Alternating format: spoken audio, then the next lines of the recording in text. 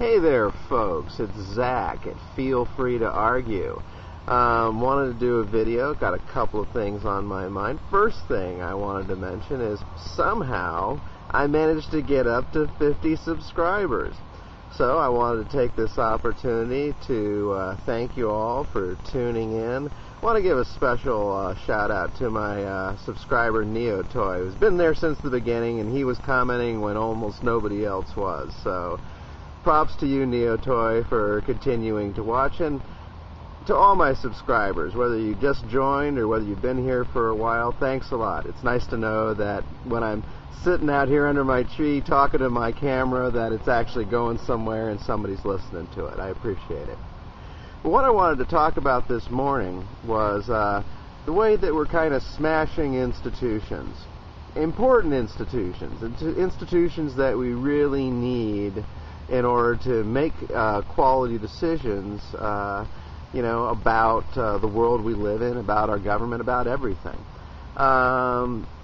First and most importantly, I think we're really smashing the whole institution of government. I've been looking at stuff coming out about the Justice Department hiring, and I just don't know how much clearer it gets than this, in terms of obvious wrongdoing. At a certain level, they're allowed to be politically motivated nominations for these posts, but as you get lower down in the organization, honestly, as you get lower down in any of the organizations which come under the rubric of the executive branch of government, you're supposed to have less and less partisanship, because, you're part of what's often called the technocracy, the people who make government work, who are responsible for, the actual day-to-day workings of things like the Justice Department, like the Environmental Protection Agency, etc. And the reason why it's always been important to have these things be apolitical, at least at a certain level, is to make sure that the business of government gets done, because once you've decided what the EPA is going to do, it's no longer really a political mission.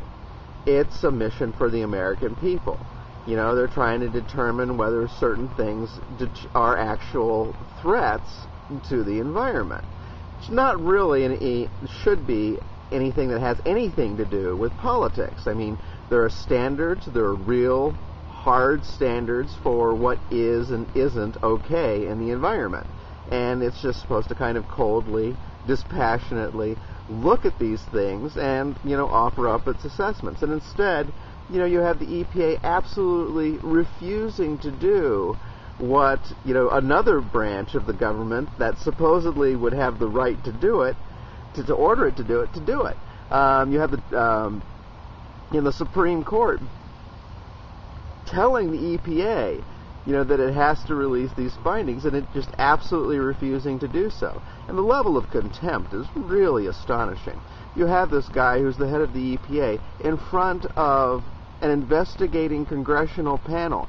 These people are asking him direct questions like, how many people do you have working on this project right now? Meaning the project that the Supreme Court ordered him to, produce a result.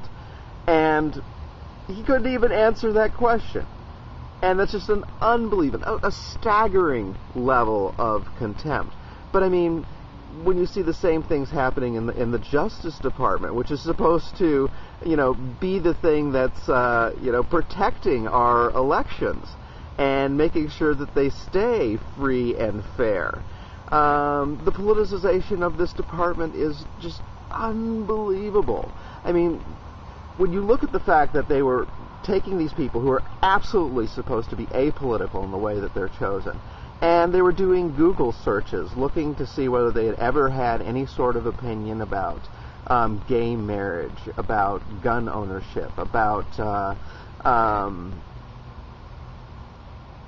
the Florida recount.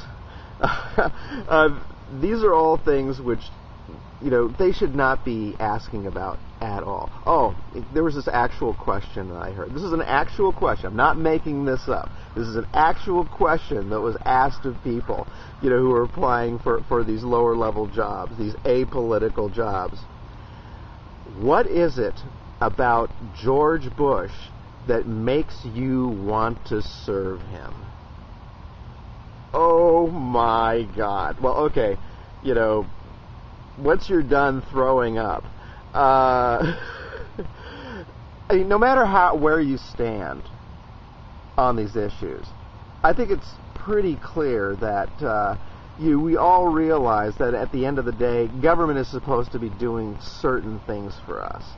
And one thing I think people don't realize is the level of politicization that's taken place in this government. And I mean, it really is a total sea change. It's a change in some of the fundamental elements of government. Some of the working assumptions that we have about the way things operate. And your clearest indication of things like this is looking at people who are in the Justice Department, have been in the Justice Department for years and years, meaning, through several administrations. So since there have been both Republicans and Democrats in there, you know that these people in the Justice Department, the ones that made it to the Bush administration, had worked under a variety of administrations. And this was true of all these other regulatory agencies. But justice, I think, is important because it's the very core of our democracy. I mean, these are the people who are supposed to be protecting us. And when you have this incredible amount of politicization, you can see that this is going to be disastrous for, our democracy, because we can't ensure free and fair elections if we're going to have this kind of, ideologues in these outfits who are pursuing narrow ideological goals and are not fulfilling the apolitical mandate of these organizations. Now, you can say that various people have gotten up to sleazy things in the past, but what you're talking about is a complete politicization of the entire government.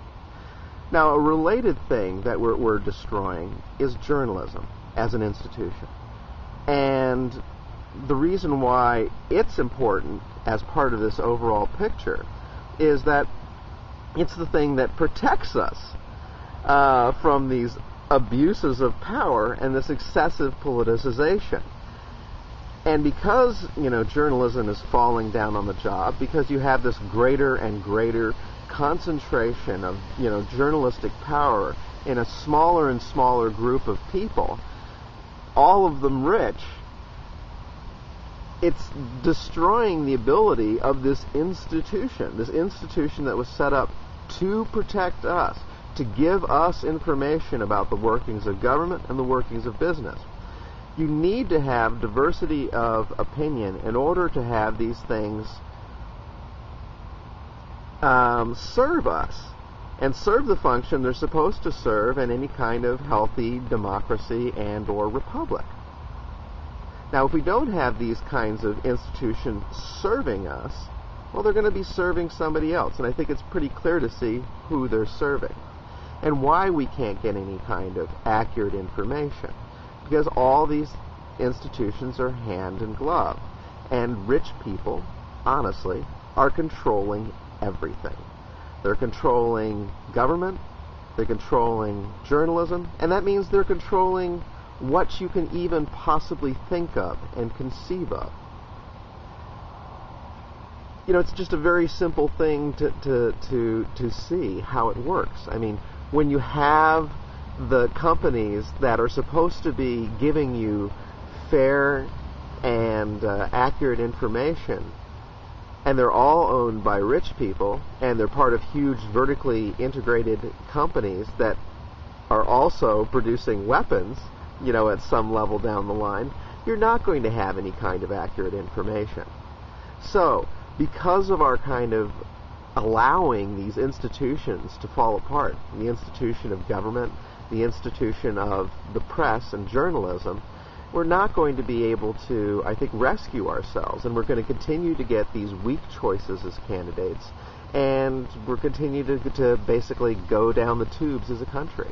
And until we get serious about understanding, how politicization is ruining our country, ruining our government, and how consolidation of media sources is destroying our access to information and our understanding of the world, we're never going to have much progress here as a country, and things will continue, absolutely continue, to get worse.